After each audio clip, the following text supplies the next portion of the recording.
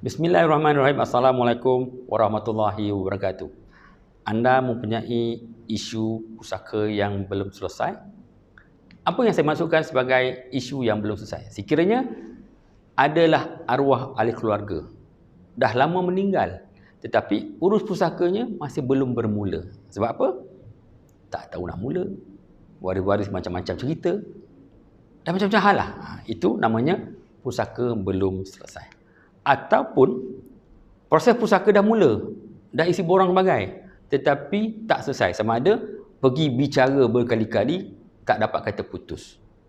Ataupun cari dokumen tak jumpa, akhirnya tak pun submit pun permohonan urus pusaka. Itu pun dinamakan proses pusaka belum selesai.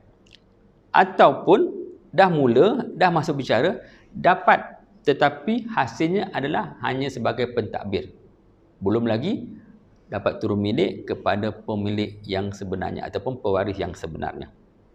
Itu pun dikira sebagai pusaka belum selesai.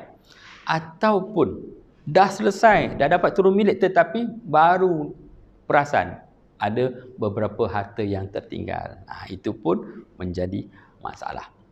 Jadi macam manakah kita nak selesaikan? Sebelum kita ceritakan tentang nak selesai, apakah risikonya kalau kita biarkan pusaka-pusaka ini tergantung begitu saja, tidak diuruskan sampai selesai? Pertama, harta-harta tersebut kekal atas nama si mati. Dalam geran nama si mati. Dalam geran kereta nama si mati. Akaun bank masih nama si mati. Jadi harta itu tidak dapat dimanfaatkan. Dan kalau akaun tunai dan kereta, itu dikira harta itu terbeku. Jadi terbeku, susah untuk diurus niagakan dan tidak dapat dimanfaatkan. Juga risikonya adalah kemungkinan waris-waris termakan harta batil. Sebab selagi harta itu nama arwah, yang berhak adalah semua waris. Sekiranya manfaat ataupun hasil daripada harta itu didapati oleh seorang waris, dua orang waris, dan waris-waris lain tidak redha, maka kemungkinan waris-waris ada yang termakan harta batil. Dan begitu juga kalau ditangguh-tangguhkan, dia akan menjadi lebih rumit. Sebab apa? Mungkin ada kematian di kalangan waris-waris aras pertama yang menyebabkan bertambah waris. Begitu juga kalau lagi lewat, mungkin banyak perkara-perkara yang dipersetujui dahulu tidak dipersetujui sebab masa telah berlalu. Itulah antara risiko-risiko yang akan berlaku jika kita saja-saja biarkan proses pusaka itu berpanjangan dan tidak selesai. Jadi kalau ada, tuan-tuan dan puan-puan, ada isu pusaka, macam mana nak selesaikan? Cara dapat bantuan mudah saja.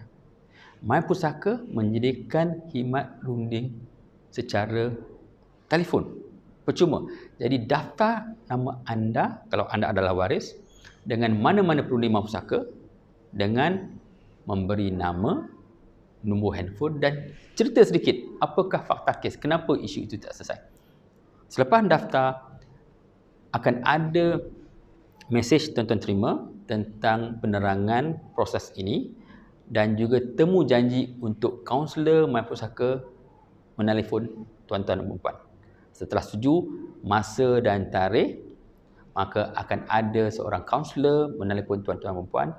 Dan ketika itu, tuan-tuan bolehlah memberi penerangan dan mohon bantuan daripada kaunselor yang menghubungi tuan-tuan dan puan.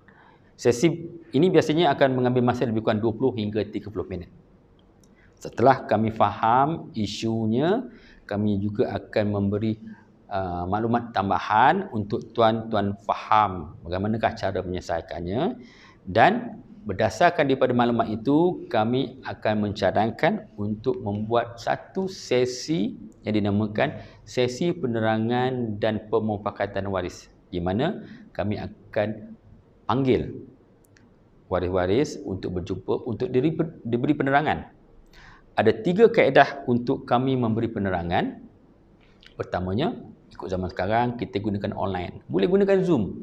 Di mana kalau waris-waris berada di tempat yang jauh dan susah bercuti, kita boleh kendalikan sesi tersebut dalam ruang maya.